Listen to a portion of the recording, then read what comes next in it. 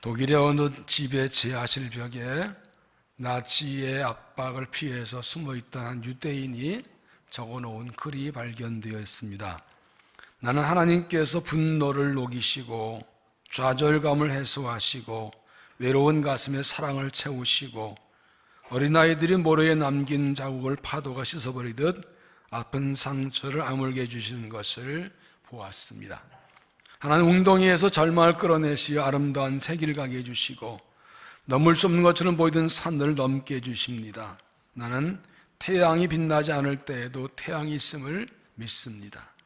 나는 사랑을 느끼지 못할 때에도 사랑이 있음을 믿습니다. 나는 하나님이 침묵을 지킬 때도 하나님이 계심을 믿습니다. 나치 압박으로 위협받고 잡혀가고 끌려가고 죽임당하는 처참한 상황에서도 하나님을 신뢰하고 희망을 붙들고 있다는 것을 고백한 내용입니다. 여러분은 이러한 상황에서도 희망을 가질 수가 있겠습니까? 내 눈에 태양이 보이지 않는다고 태양이 없는 것이 아니고 태양은 있습니다. 내가 사랑을 느끼지 못한다고 사랑이 없는 것이 아니라 사랑이 어딘가에서는 행해지고 있습니다. 하나님 침묵하신다고 하나님 안 계신 것이 아니라 하나님은 지금도 살아계시고 일하고 계십니다. 우리의 현실이 어렵고 힘들다고 해서 희망이 없는 것이 아니라 하나님 살아계시는 한, 그러나 하나님 믿는 한 언제나 희망은 있습니다. 우리 때문에 아니라 하나님 때문에 희망이 있고 현실 때문이 아니라 하나님 때문에 희망이 있는 것입니다. 우리가 어떻게 고난 중에도 희망을 가질 수 있을까요? 믿음이 있을 때 희망을 가질 수가 있습니다. 하나님을 믿으면 하나님 행하실 구원을 바라보고 희망을 가질 수 있는 것입니다. 욥기 14장 1절에 너는 마음에 근심하지 말라 하나님을 믿으니 또 나를 믿어라. 하나님 믿고 열심히 믿으면 어떤 상황 근심하지 않고 희망을 두고 살 수가 있습니다. 나치 수용소에 있었던 코르텐붐 여사가 그래서 이런 말을 했습니다. 만일 이 세상을 보면 우리는 절망할 것이다. 만일 우리의 내분을 바라보면 낙담할 것이다. 하지만 그리스도를 바라보면 안식할 수 있을 것이다.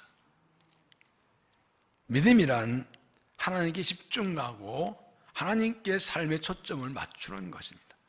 우리가 낙심과 절망 이유는 내배 닥친 태삭하는 문제들과 도움이 없는 인생들과 그리고 질그릇 같은 나 자신을 보기 때문에 낙담하고 절망하는 것입니다. 하나님이 희망이십니다. 전능하신 창조주가 우리의 희망이십니다. 예수 그리스도가 희망이십니다. 죽으셔 부활하신 그리스도가 희망이십니다. 하나님께, 주님께 초점 맞추고 희망을 가지고 살아가시기를 바랍니다. 그러면 하나님의 희망은 무엇일까요?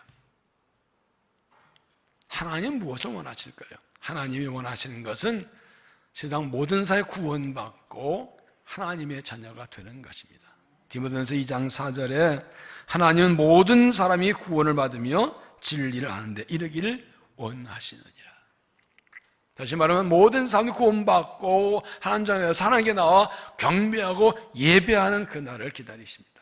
요한계시록 7장 9절에 이후에 내가 보니 각 나라와 족속과 백성과 방언에서 아무도 능히 셀 수 없는 큰 무리가 나와 흰 옷을 입고 손에 종려가지를 들고 보좌 앞과 어린 양 앞에 서서 큰 소리 외쳐 이르되 구원하심이 보이지 않으신 하나님과 어린 양에게 있도다 하니. 세상 마지막 날 주님 생신 빨아주 민자다 구원받아 하나님께 나와서 하나님 보좌 앞에서 어린 양 앞에서 하나님께 경배 찬양하는 그걸 원하시고 그게 하나님의 비전이에요. 그리고 하나님은 이 하나님의 비전을 우리에게 사명으로 맡겨 주셨습니다. 베드로전서 2장 9절에 그러나 너희는 택하신 족속이요 왕같은 장들이요 거룩한 나라 그의 소유된 백성인 이는 너희를 어두운 데서 불러내어 그의 귀한 빛에 들어가게 하신 이의 아름다운 덕을 선포하게 하십니다. 우리를 죄에서 구원 멸망 죽을 죄인들을 왕같은 지사 거룩한 나라 삼으신 이유는 우리를 구원한 하나님의 놀라운 은혜와 사랑을 모든 사람에게 전포하게 하시려고 우리를 구원하셨다. 그럼 이 하나님 맡긴 사명을 무엇을 어떻게 할까요? 베드로전서 3장 15절에 보면 다 같이 읽습니다. 시작. 너희 마음에 그리스도를 주로 삼아 거룩하게 하고 너희 속에 있는 소망에 관한 이유를 묻는 자에게는 대답하고 항상 준비하되 온유와 두려움으로 하고. 고난의 때에 예수를 내 마음에 모시고 주님 삼고서 거룩하게 살아가는 거예요. 주님의 공부하고 소망과 살아갑니다. 예수님 마음에 모시고 살아가면 사람들이 저 사람에 소망이 있구나 알게 되는 거예요. 어떻게 당신은 이런 고난 중에 희망이 있느냐? 또 당신 속에 있는 희망은 이유가 뭐냐? 물어볼 때 뭐라 그래요? 내 안에 예수님 계시다. 예수님 때문이다. 예수님 말이다. 이렇게 대답하고 준비하고 하는 겁니다. 그리스도가 희망이심을, 소망이심을 선포하고 알려주는 것이 하나님의 희망을 이루어드리고 복음의 사명을 감당하는 일이에요. 이 사명 우리에게, 교회에게 맡겨주시는 것입니다. 오늘 본문은 오순절 성령학교로 시작된 처음 교회가 어떻게 부흥했는가를 보여준 중요한 말씀입니다. 교회가 어떻게 부흥하는지, 교회가 어떤 교회에 돼야 하는지, 어떻게 교회를 세워갈지를 보여주는 말씀입니다. 오순절 성령을 받은 베드로가 나가 담대히 복음을 전합니다. 너희가 못 박아준 예수를 하나님 살리셨고 그 예수가 그리스도시라고. 메시아를 잡아 죽인 죄를 책망하자 사람들이 마음에 찔림받고 우리가 어찌할까 하고 나왔다. 베드로입니다. 회개하고 죄사함 받으라. 예수 믿고 세례를 받으라. 이때 사람들이 많이 회개합니다. 이때 믿은 사람들이 3,000명이라 했죠. 41절 그 말을 들은 사람들은 세례를 받으며 이날에 신도의 수가 3,000에 더하다. 이르시던 예산교회는 놀랍게 계속 부흥합니다. 오늘 47절 보면 또 온 데서의 칭송하니 주께서 구원받는 사람을 날마다 더하게 하시니라. 세 번역에서는 그래서 그들은 모든 사람에게서 호감을 샀다. 주님께서는 구원받는 사람을 날마다 더하여 주셨다.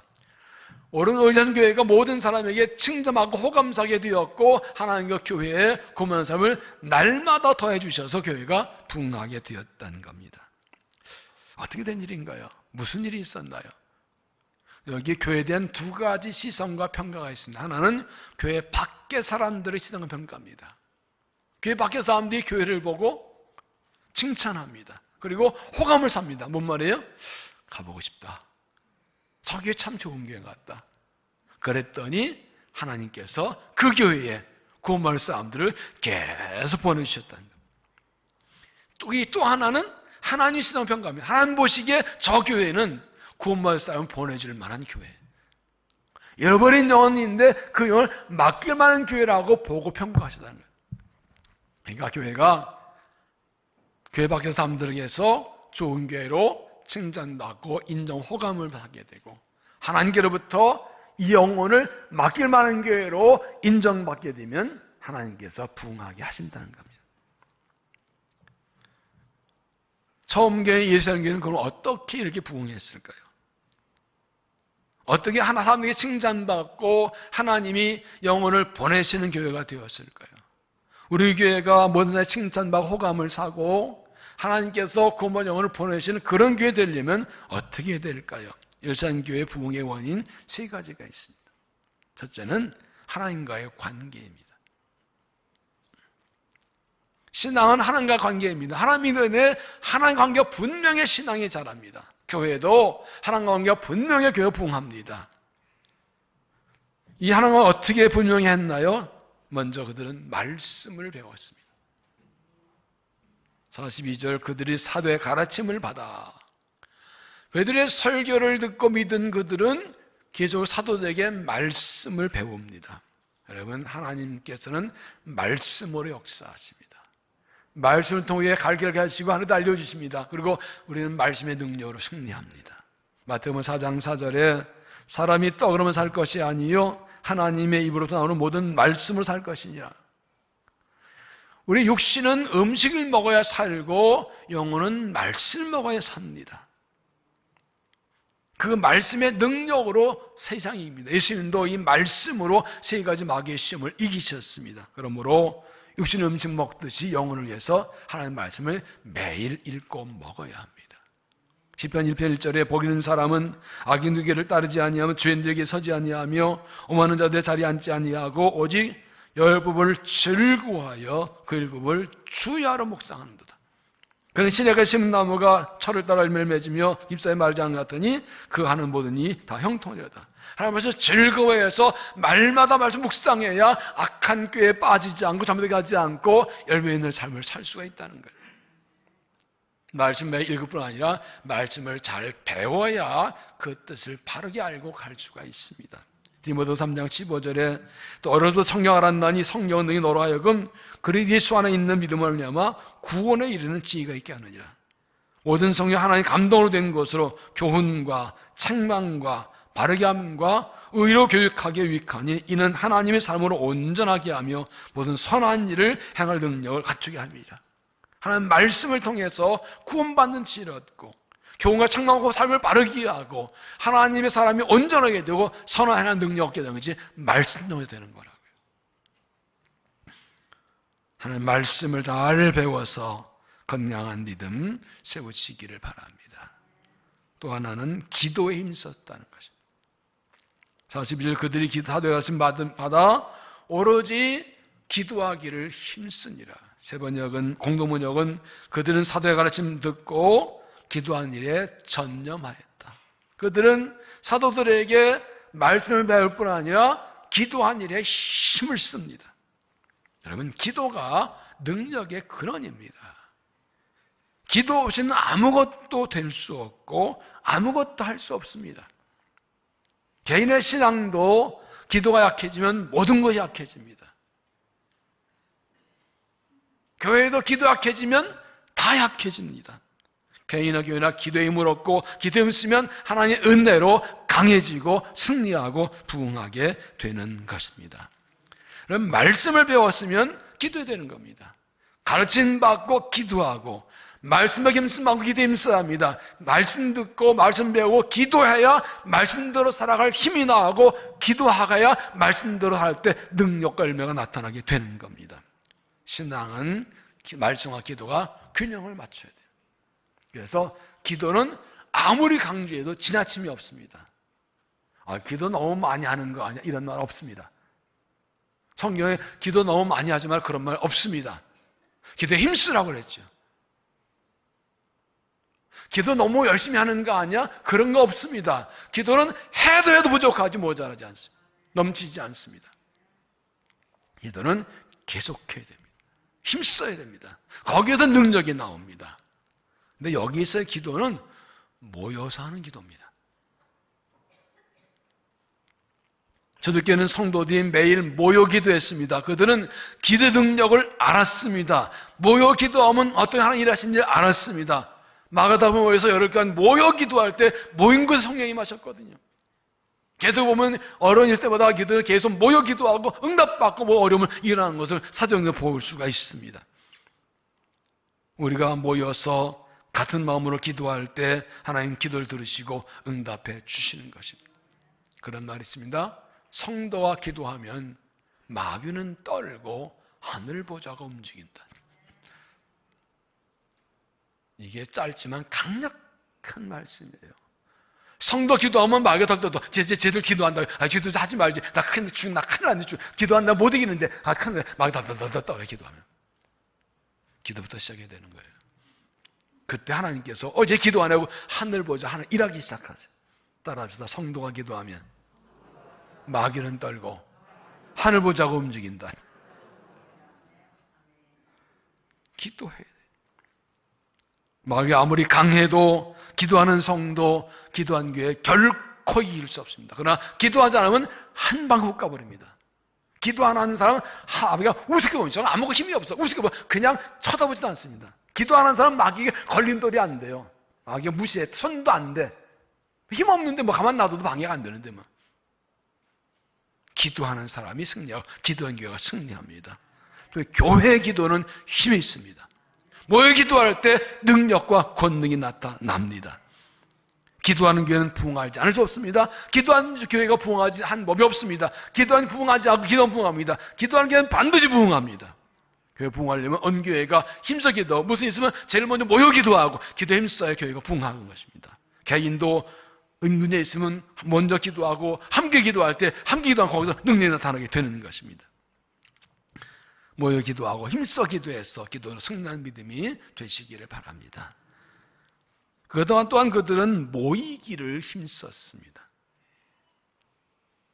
46절 날마다 마음을 같이하여 성전에 모이기를 힘쓰고, 세 번역은 그리고 한 마음이 되어 날마다 열심히 성전에 모였으며, 일산교회 성도들은 사도들에게 말씀을 배우고 열심히 기도하고 뿐만 날마다 성전에 모이기를 힘썼습니다.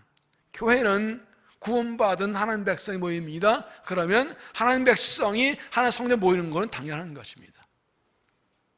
하나님 백성이 교회에 모이는 것이 하나님 백성의 증거입니다. 모이지 않으면 하나님 백성이 아닙니다. 교회는 그리스도의 몸이고 우리는 그 몸의 지체입니다. 지체는 몸에 붙어있어 지체지, 떠나는 지체는 죽은 지체입니다. 포도나무 붙은 가지 열매였지, 포도나무 안에서 잘려진 가지 열매, 죽은 가지입니다. 내가 그리스도의 지체라는 가장 확실한 표시는 하나님 교회에 모이는 것입니다. 히브리서 10장 25절에 보면 모이기를 피하는 어떤 사람들의 습관과 같이 하지 말고 오직 권하여 그날에 가까운 볼수록 더욱 그리하자. 세 번은 어떤 사람들 습관처럼 우리는 모이기를 그만하지 말고 서로 격려하여 그날에 가까우는 걸 볼수록 더욱 힘써 모입시다. 마지막 날 가까운 사람들이 자꾸 모이기를 싫어하고 모이지 말자 그러고 모이지 않는 습관을 자꾸 가지려고 한다는 것입니다. 마귀는 자꾸 우리 모이지 못하게, 모이지 않게, 모이기를 싫어하게, 모이기 귀찮게 만들어가지고 믿음 약해지고 예배 약해지고 교회를 넘어뜨리는 것입니다. 그러므로 마지막 날 가까울수록 힘을 다해서 서로 격려하고 모이기를 힘써야, 그래야 믿음도 강해지고 교회가 부흥하는 것입니다. 코로나19로 모이는 것이 제한을 받고 모여도 초심해야 되는 상황이 되었습니다. 교회도 예배들 잘 모이지 못하고 제한받고 초심해야 됩니다. 그러나 초심해서 모이면 됩니다. 현장 예배가 제한받고 영상 예배 드리고 비대면으로 모임도 하지만 아무리 그렇다고 해도 예배를 중단할 수 없고 중단해서도 됩니다. 예배의 방식과 방법은 다양할 수 있지만 여전히 예배는 신앙의 핵심이고 교회의 본질입니다. 어려울수록 본질을 붙들어야 됩니다. 어려울수록 기본을 철저해야 됩니다. 기본이 철저해야 흔들리지 않는 것입니다. 42절 43절 연결해 읽으면 그들이 사도의 가르침 받아 서로 교제하고 떡을 떼며 오로지 기도하기 힘쓰니라 사람마다 두려워하는데 사도들 말미암아 기사 표적이 많이 나타나니, 그들이 하나님의 말씀을 잘 배우고 그리고 함께 기도하고 날마다 모이기를 힘쓴 그 결과로 하나님께서 기사와 표적이 많이 나타나게 하셨다는 거예요. 말씀 배우고 기도하고 예배하고 본질에 힘쓰면 하나님께서 살아계신 증거를 보여주시는 것입니다. 예수님교회가 모든 사회에 칭찬받고 하나님께서 구원받은 사람을 보내신 교회가 된 것은 사도의 가르침 받고 기도에 힘쓰고 날마다 성전 모여 예배하기 힘썼기 때문입니다. 말씀과 예배로 하나님과 분명해서 건강한 신앙, 부흥하는 교회를 세울 수 있기를 바랍니다. 두 번째는 성도와의 관계입니다. 성도와의 관계. 42절 그들이 서로의 가르침 받아 서로 교제하고, 일산교회 성도들은 말씀을 배운 결과로 다른 성도와 서로 교제합니다. 말씀 배워 자기 개인의 신앙을 잘 세울 뿐 아니라 다른 성도 교제에 힘씁니다. 신에 성장하는 일도 아니라 서로 사랑 교제에 힘씁니다. 신앙생활은 개인 생활이 아니라 공동체 생활입니다. 나 혼자 잘 믿는 것이 아니라 다른 사람과 교제해야 건강한 신앙으로 성장하게 됩니다. 성도 교제는 하나됨을 지키는 것이 목적입니다. 에베소 4장 1절에 그러므로 주 안에서 같이 내가 너희를 권하노니 너희가 부르심 받은 일에 합당하게 행하여 모든 겸손과 온주로 하고 오래 참으로 사랑과 서로 응답하고 평안에 매는 줄로 성령이 하나 되게 하는 것을 힘써 지키라. 하나님 우리를 부르심에 합당하게 행하라 하면서 뭐라고 합니까? 하나됨을 힘써 지키라. 이미 성령께서 그리스도 안에 우리를 평안의 줄을 먹고 하나 되게 주셨는데 이것을 사랑과 겸손과 온유와 오래 참음으로 이것을 지키랍니다. 이게 우리를 부르신 목적이랍니다. 부르신 합당에 행하는 것이란 하나됨을 힘써 지키는 것입니다. 왜 힘써 지키라고 했습니까? 이미 하나 된 것을 깨트리려는 유혹과 공격이 많기 때문입니다. 성도가 힘을 합하면 능력을 나타나기 때문에 세상과 사탄은 하나됨을 깨트리려고 수없이 공격 유혹합니다. 힘써 지켜야 됩니다. 어떻게 해요? 겸손과 온유로, 오래 참음으로, 용납함으로 하나됨을 지키는 거예요. 서로 교제하는 겁니다. 이 42절에 서로 교제하며 떡을 떼며라고 했는데, 떡을 떼며라는 것은 이게 성찬식인지 애찬인지 일반 식사인지 분명하지 않습니다. 당시 성만찬이 공식적으로 제정된 때가 아니었기 때문에 예배 후에 모여서 함께 식사하고 애찬을 나눕니다. 그런데 46절에 집에서 떡을 떼며라는 걸 보면 이 40절에 떡을 떼는 것은 성찬에 가깝습니다. 그냥 식사가 아니라 성찬의 의미를 겸한 그런 애찬입니다. 예배 끝나고 날짜 교제할 때 성찬을 교제하는 겁니다. 같은 십자가 피와 피의 공고 구원받는 것을 확인하고 그리스도 안에 교제했다는 것을 말합니다. 그리고 46절에서는 집에서 떡을 떼며 기쁨과 순수한 마음으로 음식을 먹고, 공동번역은 집집마다 돌아가며 같이 빵을 나누고 순수한 마음으로 기쁘게 음식을 먹으며, 그들은 날마다 성전 모임일 뿐 아니라 집에서도 모였습니다. 그 당시엔 교회가 따로 이래서 성전이 교회였고 거기서 예배를 드리고, 그리고 이제 집집마다 요즘은 목장 모임, 구역 모임을 모이는 거예요. 집에 돌아가면서 모여서 음식 먹고 교제하고 이렇게 합니다. 이렇게 신앙생활은 교회에서 예배를 모일 뿐 아니라 돌아가면서 작은 모임을 모이는 것이 신앙생활의 또 하나의 요소입니다. 성도의 교제 방법은 나눔과 성결입니다. 서로 마음을 나누고 사랑 나누고 삶을 나누는 것입니다. 이 40절에 서로 교제하며를 공동번역은 서로 도와주며라고 했습니다. 서로 만나서 이야기하고 함께 기도하고 하면서 점점 깊은 관계가 되고, 그래서 서로를 도와주며 살게 되는 것입니다. 만나서 함께 지낸 경험이 많을수록 서로를 잘 알게 되고 서로를 잘 세워주게 되는 것입니다. 그런데 성도의 교제의 가장 좋은 방법은 중보기도입니다. 만날 때마다 서로 기도 제목을 나누고 서로를 위해 기도해 주는 것입니다. 이 기도 중보기도의 힘이 아주 큽니다. 진정한 교제는 기도의 교제입니다. 어려운 문제 혼자 끝나지 않고 만나서 기도 제목을 알려주고 기도 부탁하고 서로 기도해 주고, 이 기도, 서로 기도 이 자체가 힘이고 능력입니다. 그렇게 하면 우리는 그리스도 안에 하나님을 확인하고 교제가 깊어지는 것입니다. 이렇게 교회에서나 집에서나 모이기 힘쓰면서 사랑 교제할 때 하나가 되고, 여기에 힘이 생기고 좋은 교회 되고 건강한 신앙이 되는 것입니다. 성도 관계를 깊게 해서 건강한 신앙, 건강한 교회를 세울 수 있기를 바랍니다. 세 번째는 이웃과의 관계입니다. 44절, 믿는 사이다 함께 있어 모든 물건을 서로 통용하고 또 재산과 소유를 팔아 각자의 필요를 따라 나눠주며. 그래서 함께 있었다는 것은 한 집에 살았다는 것이 아니라 항상 함께 지냈다는 겁니다. 믿는 사이는 날마다 함께 지내면서 모든 물건은 내가 내가 없이 나누며 살았답니다. 세 번역에서는 믿는 사람들이 모두 함께 지내며 모든 것을 공동으로 소유하였다. 그들은 재산과 소유물을 팔아서 모든 사람 필요한 데 나눠주었다. 내 것 내 것 따지지 않고 다 팔아가지고 필요한 데 나눠주는 함께 살아가는 나누는 삶을 살았습니다. 4장 32절에서 이렇게 설명합니다. 믿는 무리가 한 뜻이 되어 모든 물건을 서로 통용하고 자기 재물을 조금이라도 자기 것을 하나 없더라. 사도들이 큰 권능으로 주 예수 부활을 증언하니 이는 무리가 큰 은혜를 받아 그 중에 가난한 자 없으니 이는 밭과 집 있는 자는 팔아 그 판 것을 값을 가져다가 사도들 발 앞에 두매 그들이 각자의 필요를 따라 나눠줍니다. 사도들이 부활의 음을 증거하자 은혜 받아서 지키지 않았는데 자기의 재산을 팔아 나눠줌으로 그들에게 가난한 사람이 없었다. 백스터는 말합니다. 그들은 자신의 재산 없이 한 것이 아니라 그들의 이기심을 없게 했다.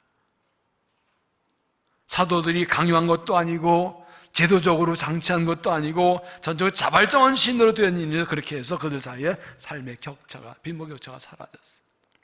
어떻게 이룰 수 있을까요? 성령을 받아서 욕심이 없어졌습니다. 말씀을 배우면 하나님을 아십니다. 기도하기 때문에 이 믿는데 한량의 능력을 알았습니다. 그래서 한 형제자매를 깨달았고 내 것이 아니라 하나님 시간을 말고 성직이 신앙으로 필요를 채워주는 삶을 살아갔던 것입니다. 날마다 모여서 예배하고 같이 말씀 배우고 같이 기도하면서 그리고 또 성찬을 하면서 하나님께 할 때 내 끝내 것이 하나 되어서 다른 사람의 필요를 채워주는 삶을 살아가셨던 것입니다. 서로 집에서 만나 교제하기 때문에 서로 기도하면서 하나님을 가르치기 때문에 자연스럽게 다른 사람의 필요를 채워주는 삶을 살게 되는 것입니다. 이런 사랑 공동체 생활은 일산교회만 이루어지고 다른 지역교회에서 나타나지 않았습니다. 또 일산교회가 6장에 보는 대로 박해를 받아 흩어졌기 때문에 더 이상 계속되지 않았습니다. 그러나 이 일산교회 공동체 생활은 교회가 무엇인지를 보여줍니다. 그리고 더 중요한 건 우리가 장자들 천국 생활의 모형입니다. 교회는 사랑으로 교제하고 나눌 뿐 아니라 서로 필요를 채워주는 그런 진정한 이웃이 되는 것이 교회라는 것입니다. 교회는 신앙공동체 동시에 사랑공동체입니다.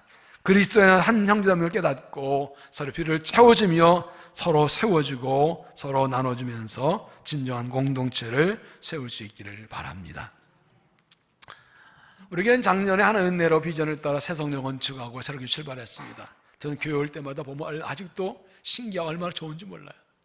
볼 때마다 집에서 올 때나 올 때나 너무너무 좋아요. 저 하나님 은혜에 감사하고 여러분의 헌신에 감사 감동하고 늘 마음이 뿌듯합니다. 여러 성도들이 또 교회를 가꾸느라고 돈을 내서 꽃도 심고 나무도 심고 청소하고 열심히 수고를 합니다. 참 감사합니다. 이 지상 1층 주차장 입구에 보면 수국이 양쪽에 이렇게 있지요. 누가 가져온지 아세요? 이 동네 안 믿는 할머니가 가지고 왔어요. 거기 좀 허전하다고 거기 이쁘게 꾸미라고 자기 집에는 파가지고 왔더래요. 얼마나 감사한지 몰라요. 하나님께서 우리 교회에 행하실 차이를 기대하고 기도합니다. 그런데 말입니다, 다른 사람 우리 교회를 볼 때, 새 성전을 볼 때 어떤 생각을 할까요? 건물 참 멋지게 잘 졌네. 구청장님께서는 우리 교회 랜드마크로 그렇게 그러시던데, 건물 잘 지은 거 보고 감탄할까요? 여러분, 신석이 건물 잘 졌네, 한번 가보고 싶다는 생각을 할까요?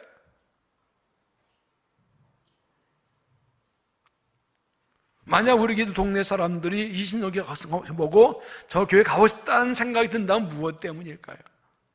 어떻게 하면 사람들이 오고 싶어하는 교회가 되게 할 수 있을까요? 4.7절 다시 보면 또 온 백성에게 칭송받으니 주께서 구원 사람을 날마다 더하게 하시니라. 그래서 그들은 모든 사람에게도 호감을 샀다. 주님께서는 구원받은 사람을 더하여 주셨다. 열사인교회가 모든 사람에게 칭찬받고 호감산 교회가 되었기 때문에 하나님께서 그 교회에 구원받은 사람을 날마다 더해 주셨다는 겁니다. 그러면 하나님께서 구원받은 사람을 날마다 더하신 게 어떤 교회입니까? 우리 교회는 하나님께서 구원받을 사람을 맡겨주시고 보내주시면 그런 교회입니까? 하나님께서 그렇게 구원받을 사람을 맡기는 교회 되려면 무엇을 어떻게 해야 됩니까? 예수님께서 요한 13장에 보면 십자가 전에 제자들이 발을 씻기신 후에 하신 말씀이 있습니다. 새 계명을 너에게 주노니 서로 사랑하라. 내가 너를 사랑하지 너희도 서로 사랑하라. 너희가 서로 사랑하면 이로써 모든 사람이 너희가 내 제자인 줄 알리라. 서로 사랑하는 것이 우리가 예수님 제자라는 증거래요. 우리가 서로 사랑할 때 사람들이 저도 예수님 제자 맞네라고 안 돼요. 우리가 서로 사랑으로 교제하고 서로 나누는 성공하는 사람들이 저 교회 좋은 교회에 가고 싶은데 나도 저 공동체에 들어가고 싶다, 나도 저 사랑 받고 싶다 라고 생각하지 않겠습니까? 생각해 보세요. 신성교회 저 오래된 교회 교회 정말 잘 졌네, 가고 싶다고 싹 두고 왔는데 어서라도 사랑으로 받아주고 살았으면 참 좋은데 반대로 번지만치 하고 다투고 싸우고 삐지고 판갈로 그러면 오겠어요? 가봤더니 건물 멀쩡하지 속에서 아니더라. 그럼 끝나는 거예요. 정말로 서로 사랑하는 공동체 만들 때 사람들이 오고 싶고 하나님의 사랑을 보내주시죠. 보십시오. 베드로의 설교를 3천 예수를 믿었습니다. 그들이 와서 세례받고 말씀 배우고 기도하고 예배합니다. 그리고 서로 사랑하고 교제하고 깊은 관계를 가집니다. 그리고 내 것을 나누며 필요를 채워주는 공동체입니다. 그랬더니 사람들이 신념하고 하나님께 사람 보내십니다. 성령의 강림으로 3천 예수를 믿고 그들이 와서 믿음의 산 공동체 이루고 그것 때문에 또 사람들이 들어오고 이게 계속 이 선순환이 되는 거예요. 이게 외적 성령, 외적 부흥, 내적 성수, 외적 부흥 계속 하면 이게 교회 부흥인 거예요. 우리가 열심히 전도하는 게 하나님 보내셔야 되거든요. 그러면 가장 기본이 무엇입니까? 하나님과 관계 분명해야 돼요. 내 하나님과의 관계 확실해야 돼요. 말씀을 배우고 기도하고 목임씀으로 내 신앙과 이 하나님의 관계에서 이과의 성도의 교제의 능력도 나오지요. 믿음이 분명하지 않으면 성도와 교제하지 않아요. 나밖에 몰라요. 그렇게 이 십자가의 사랑을 받은 대로 다른 성도와 사랑으로 교제하고 서로 위에 세워지고 그 사랑받았기에 이제 서로 나누고 사랑의 필요를 채워주는 그런 진정한 이웃과의 관계가 되고 그러면 사람들이 칭찬하는 교회, 주님 마음에 드는 교회가 되는 겁니다. 그러나 하나님께서 영혼을 맡겨 주시는 것입니다. 날마다 더해 주시는 교회, 사람들이 칭찬하는 교회. 47절 같이 읽습니다. 또 온당에서에게 칭송받으니 주께서 구원받는 사람을 날마다 더하게 하시니라. 사람들이 칭찬하는 교회, 주님께서 구원받는 사람을 보내시는 교회로 진정한 부흥을 이루는 성도와 교회 될 수 있기를 주의 이름으로 축원합니다. 기도하겠습니다. 하나님, 우리를 택하고 부르셔서 하나님의 자녀 삼으시고 구원하시고 은혜 주신 감사합니다. 또 교회를 세우셔서 교회를 통하여 주 백성들을 불러 모으시고 하나님 이루시는 은혜를 감사합니다. 우리가 이 사명받아 싸우니 십자가는 가슴이 안고 믿음을 잘 세우고 성도끼리 교제하고 이웃을 섬겨서 하나님 기뻐하시는 교회, 사람들이 칭찬하는 교회 되어서 하나님의 비전, 구원의 하나님 이루어드리는 교회 되도록 은혜를 도하여 주시옵소서. 예수님 이름으로 기도하옵나이다. 아멘.